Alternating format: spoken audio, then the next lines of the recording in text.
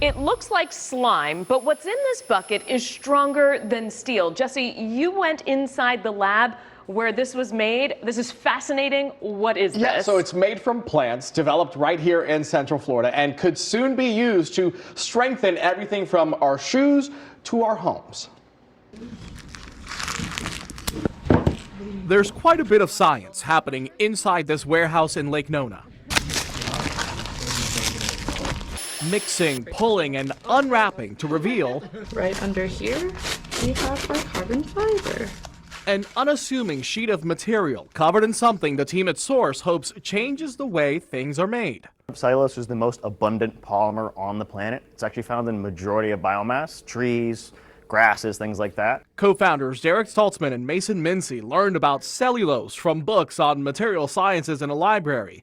Soon enough, they consulted the modern library of YouTube. They connected with a researcher turned mentor in Finland and applied their engineering backgrounds to study what they say is like the rebar inside of a plant, which can be 8 times stronger than steel. And what we're doing is we have a process that allows us to take that, extract it out, and utilize it in a variety of new products.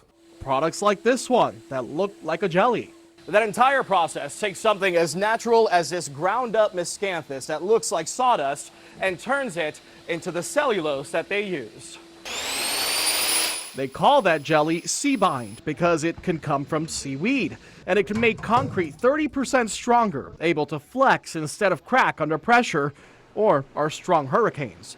They also turn that seaweed or grass into coatings for carbon fiber or metals like the ones in your phone or car or boat, and the shoes and clothes in your closet, all to make them lighter, stronger, and more eco-friendly. There actually are viable solutions to take natural resources and use them in true performant applications.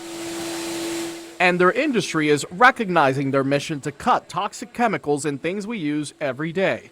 Forbes featured Derek Mason and the team in 2026's 30 Under 30, and Lake Nona's Tavistock Group has been a longtime partner since their days in the incubator program. There definitely is something about Orlando and maybe Lake Nona specifically that shows, a difference in how they're building today versus how they were building many, many years ago. Not just today, but tomorrow. And liftoff. The Source team is eyeing the Artemis missions and beyond to see how humans could build in space. NASA's looking at a lot of applications where we're going back to the moon. Can we combine, let's say, moon dust with some sort of nanomaterial and build structures out of it?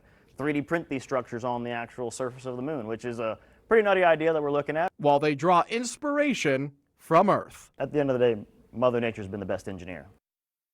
One of the neat things, the Source team's homegrown. They're UCF grads, and they've stayed in Central Florida on purpose. By the way, that NASA idea, it's a real thing they've applied to be a part of somehow, some way, and they say they'll know if they got the contract and the green light next month.